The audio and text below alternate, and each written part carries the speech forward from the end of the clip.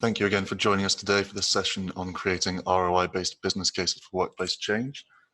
We designed this webinar to discuss in detail how to approach the development of a compelling data-driven business case in both the corporate real estate or facility management environment, and also to explore what data to look for in order to make the case strong and the budget justifiable. Before we get into the body of the talk, I'd like to draw your attention to the Q&A function. Please feel free to ask any questions you have throughout. We'll either try to slot these in during the session or come to them at the end. Today's session is going to be led by Yulia, a workplace strategy lead who has a wealth of experience in creating, leading and implementing workplace strategies and change. So you're in very good hands. We're going to follow a very simple format. Firstly, we're going to cover why taking a data-driven approach to developing business cases is important. We'll then move on to what a strong business case actually looks like and consists of before exploring the key stages in the development of such business cases.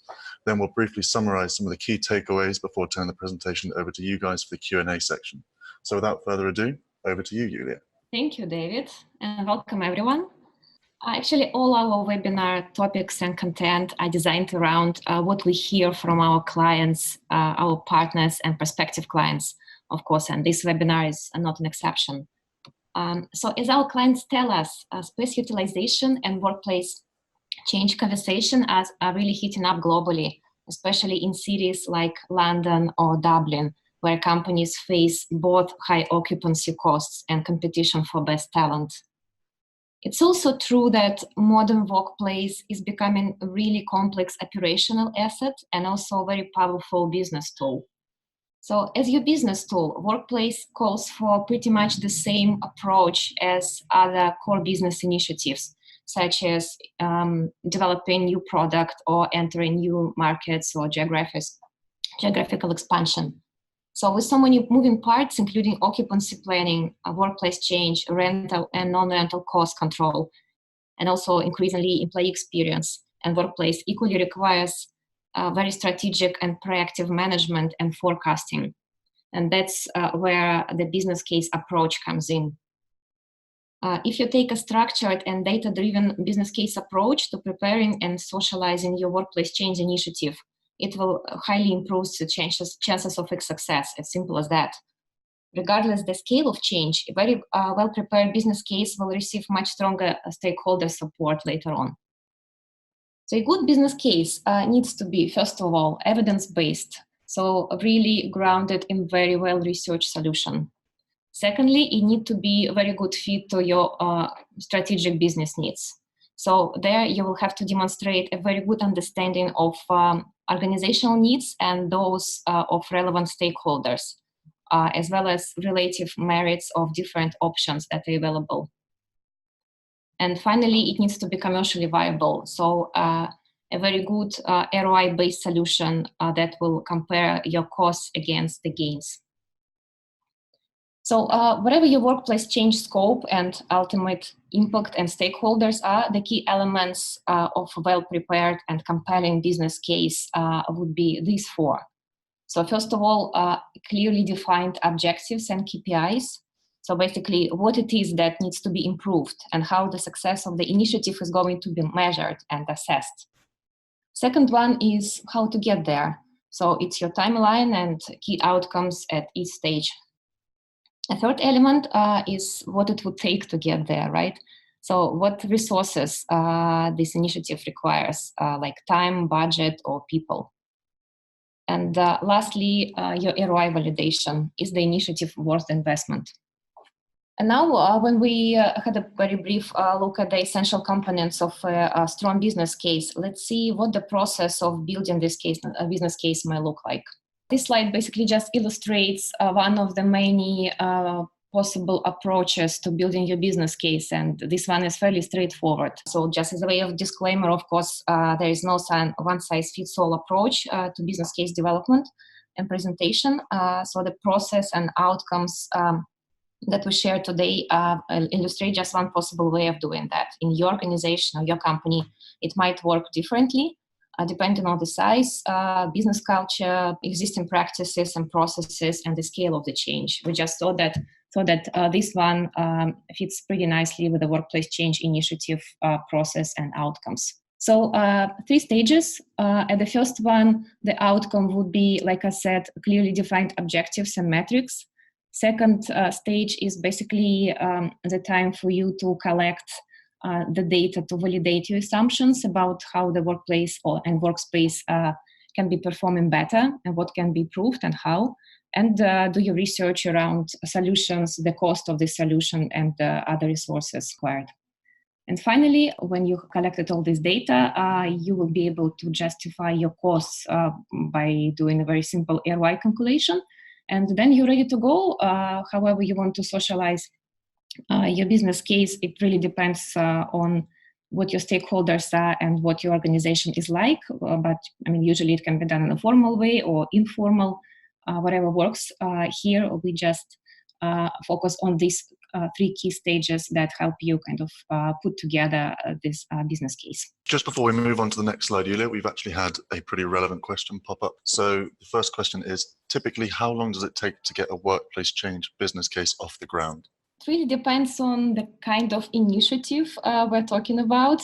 So most likely it will take maybe between 2 and 6 months to take the business case off the ground from the moment you started formulating the objectives to getting formal approval from your stakeholders and management.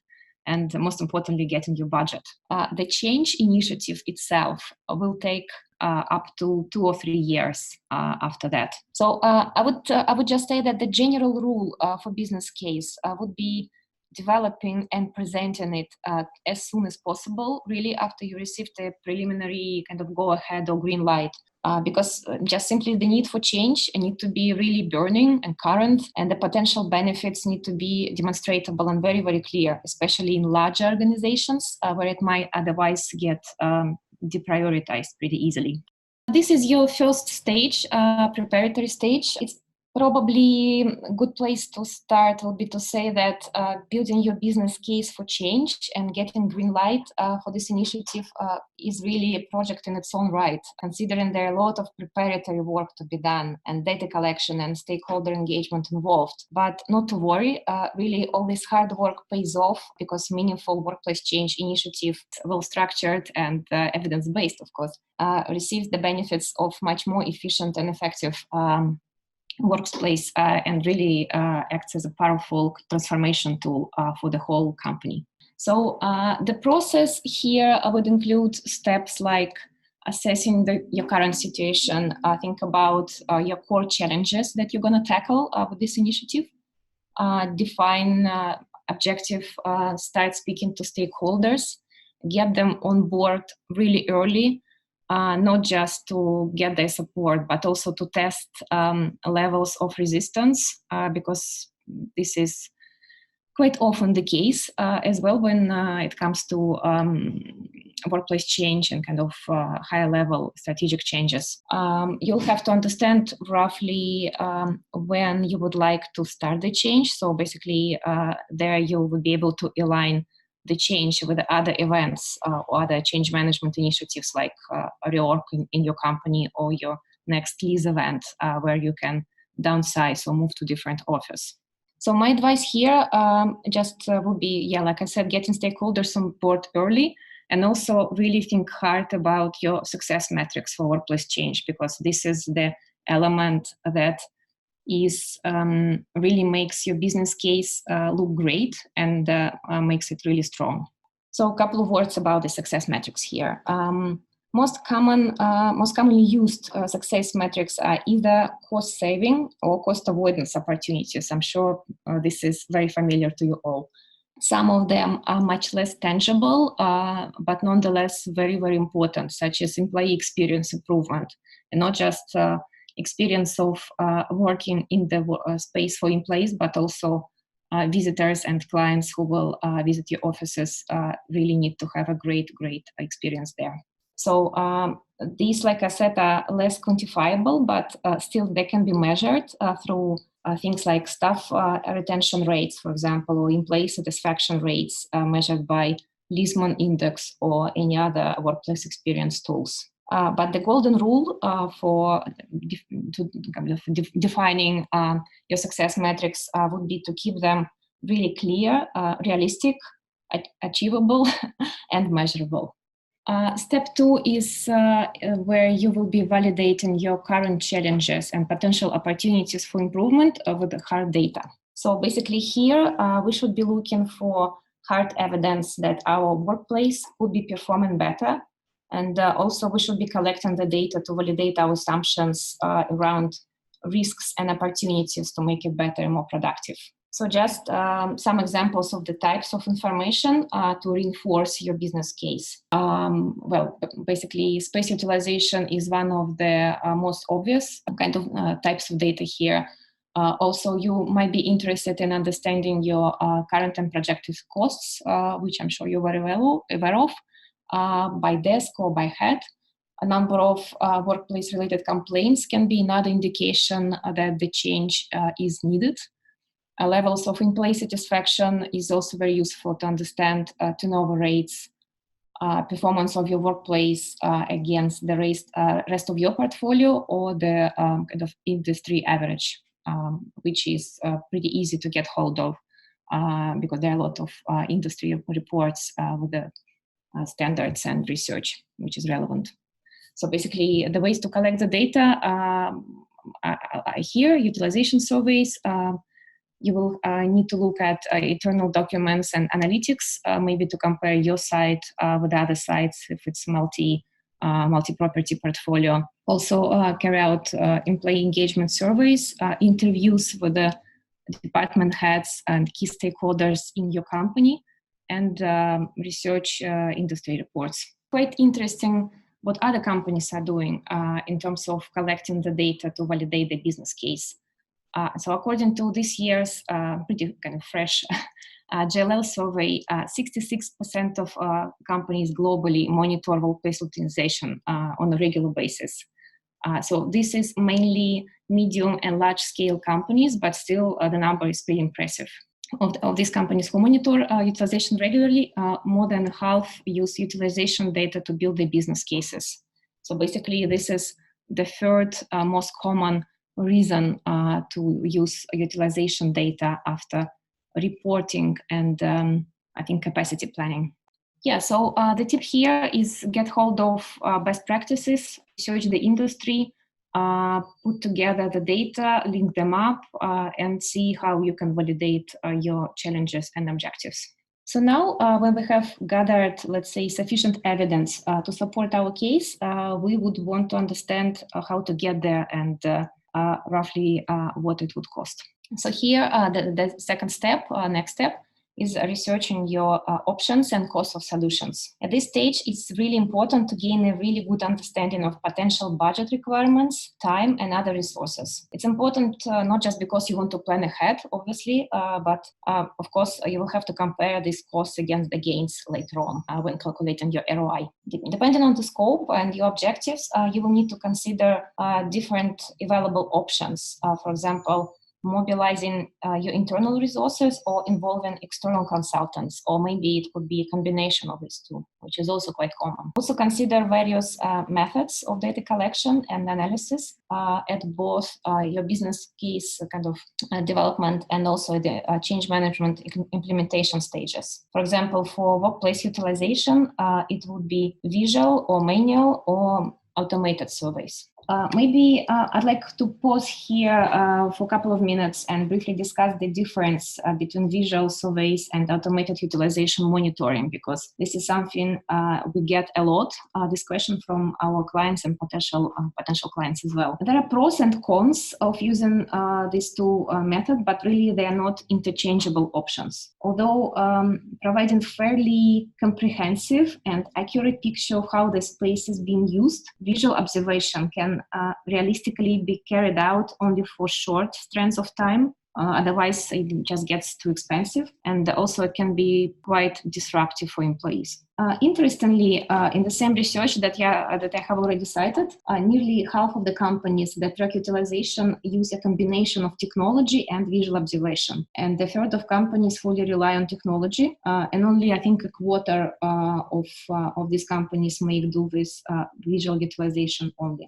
We've actually had another good question pop up, which fits in with what you're talking about at the moment. The question is, I know that utilization sensors for large offices can be hugely expensive. Would you recommend doing a pilot in the first instance before going full scale? Well, hugely, perhaps not quite correct. These two options serve different objectives, so they are really, really different. A 3 months pilot, for example, allows you to test the technology and to spot the problems or to validate your assumptions. On the other end, a full-scale solution can become a part of your strategic space management and will be helping you correctly design and implement your workplace change, as well as do the post-implementation performance analysis, so you can safely validate how your workplace change really impacted the performance of your space. It's very common to use pilot to measure utilization of 1 or 2 floors or 1 or 2 teams as a first step or first phase of this phased adoption of sensor solution, and that's what many of our clients do. After they have successfully piloted the solution, our clients extend it to other floors and types of space, such as meeting rooms, for example, and eventually they make automated utilization monitoring an integral part of their strategic real estate management going forward. So here, finally, at this point, you would know what you want to do, how you want to do it, as well as how much it would cost your company. It means that you are ready to compare potential gains of the proposed initiative against associated costs. Here is a very straightforward ROI, return on investment formula, where to calculate the return, you will have to divide the net benefit or the net return by the cost of this investment. However straightforward this can seem, common challenge is that when it comes to workplace strategy initiatives, there are not always very easy or very direct ways to calculate this ROI, because very often benefits long-term, but not just that, but they're also much less tangible than costs. However, improvements of employee productivity or workplace or visitor experience are still measurable, and they are tremendously important for business value generation, because remember we spoke about workplace as a business tool, right? So here are just some types of benefits or gains to help you think about how you build your ROI assumptions. So you can have a look at such gains as total cost of workplace saved as a result of your change management program or agile working implementation on an annual basis or like throughout the change program. You can look at number of workplaces that you manage to free up to accommodate new recruits on your headcount. Also estimate reduction of in required office space, which is basically just reducing your footprint or optimizing it. It can be less straightforward maybe to come up with the valid gains from change management program where there is no significant occupancy costs involved, which is very commonly the case. But there you can explore other gains, such as related to employee retention. Employee retention really reduces potential employee churn. In knowledge industry, where most of our clients work, and we as well, the cost of losing one employee can range from tens of thousands of dollars, so that is in US, according to the US research, to twice the annual salary, which is according to the Deloitte. So that's a lot of money really, and it not just boils down to decreasing direct employee churn costs, but also has a lot to do with the corporate culture and productivity in general. Yeah, so just to wrap up, I wanted to give a very brief overview of mini business case. For example, there is a company X who is approaching its lease in 6 months. The lease is just about to expire in 6 months.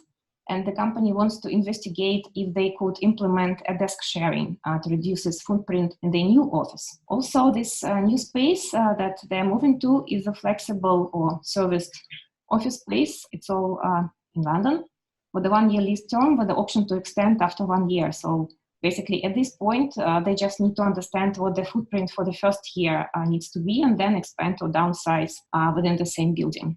The number of employees is 120, currently all on assigned desks, and let's assume there are no headcount growth projections for the next 3 months. Facility manager John, who owns the initiative, wants to build a business case for switching to shared desks. Preparing the case, John has already done some short visual surveys himself and assumes the company only needs 90 desks to accommodate its workforce. Also, John has already interviewed department heads informally, and he knows that there will be quite a bit of resistance to change from employees as well as from some of the department heads. So John wants his proposal to be really strong and based on objectives and indisputable data. The solution identified by John is to measure the workplace utilization with the help of sensors to understand how many desks they really need. And the options he considers is running a 6 months sensor-based automated study with 3 months in current office and 3 months in the new one, which very conveniently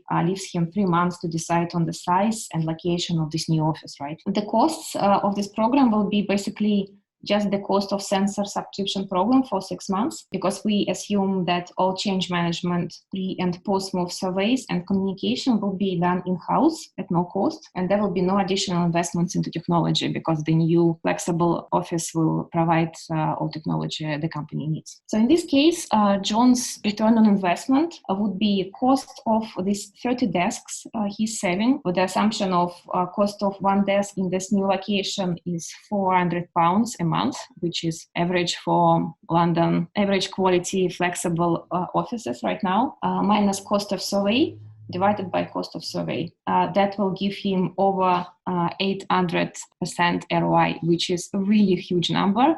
I mean, this is a really simplified example, so I wouldn't be hopeful to achieve this in real life, but this is just to demonstrate that with the help of fairly inexpensive solution, John, who would have probably saved this money anyway, but he managed to just get his business case through these stakeholders in much more convenient and comfortable way, and also to underpin his assumptions with the very valid and very objective data. Thank you very much, Yulia. Just a couple of key takeaways before we get into the Q&A section. Taking an ROI and data-driven approach when creating business cases is vital in any of these processes, ensuring that projects receive the necessary support and budget from those for whom the subject matter is maybe not entirely familiar. So the more detail you can go into and the more granular you can make this data, the better. As such, a well-prepared business case needs to firstly explore and justify the economic viability of the initiative. You need to make clear exactly what positive financial impact proposed initiatives will have. And then secondly, you need to demonstrate how the initiative actually fits in with the broader strategy and culture across your organization. And then thirdly, it's very important to remember that every stage of these processes, there's a fair amount of data collection and research of available solutions necessary, and the scale of these tasks actually grows in proportion to the scale of proposed changes. It's important to remember that cost reduction and cost avoidance opportunities are the common tangible gains used in ROI calculations, but it is okay to use alternative metrics as long as they are clear and relevant to your organization's objectives. So you need to make sure that you can actually summarize what you stand to gain from them. But yeah, if there's one thing to take away from this session, it's that ROI-based business cases for workplace change drive investments into the workplace, into workplace research and performance, engagement, and then basically that just the experience benefits the experience of everybody in the workplace itself. Moving quickly onto the Q&A section, we've had some good questions come through relating to what we were talking about earlier. So when you were discussing full-scale versus pilots, Yulia, were you suggesting that a full-scale pilot is a year round and not just for a limited time? The full-scale solution can be of any length between 6 months and 2 years. And that has an advantage of giving the company multiple data points and historic patterns, not skewed by any, like Christmas time or vacations or holiday period or school holidays. It's a consistent and reliable set of data to work with. It's been pointed out that we don't have to work at desks anymore, but potentially the gains of using a variety of different spaces, for example, quiet areas, cafes, or collaboration areas, are these areas hard to provide ROI for? Well, I wouldn't necessarily agree with that. It's true that in activity-based work settings, there are different alternatives to desks. When it comes to cost assumption, a lot of companies still operate on a desk basis because it's pretty hard to translate variable work settings into desks on a cost basis. So yes, you will have less desks and more alternative settings, such as different kinds of seatings and common areas to work from, but still your costs would most likely be by desk or by head. You mentioned earlier that employee experience can be used as a success metric. To what extent should this be part of a business case, and how would you go about measuring improvement of employee experience?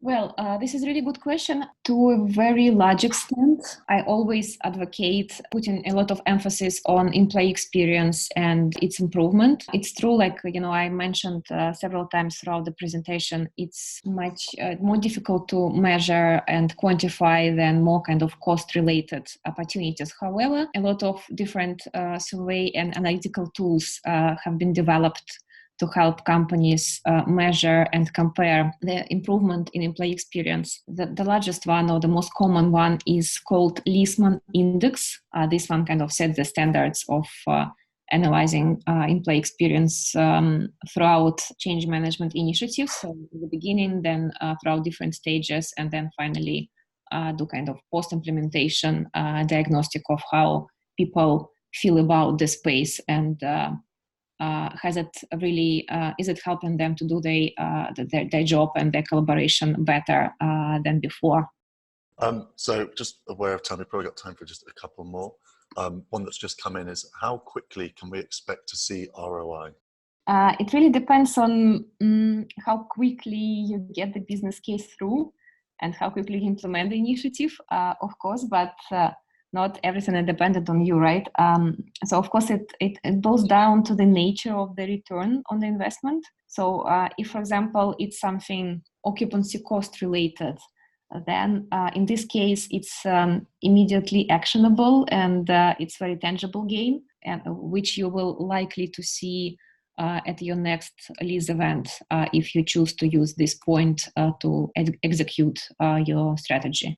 Other workplace gains, such as investment into employee experience that we just discussed and employee productivity, have a long-term impact to your organization's or your company's competitive positions and its core business metrics, such as its business revenue figures or the speed of new product development, rather than direct impact on real estate costs. So if you consider that, for example, in some cases, companies invest heavily into modern and attractive workplaces with a view to retain and attract best talent in the industry. So essentially, this might mean getting a negative ROI in real estate saving terms, but at the same time, such companies make a strategic investment into their core assets, which again, in the knowledge company, people. So people take the center stage in the ROI calculation in this case. Is there an industry standard for what level of ROI to expect?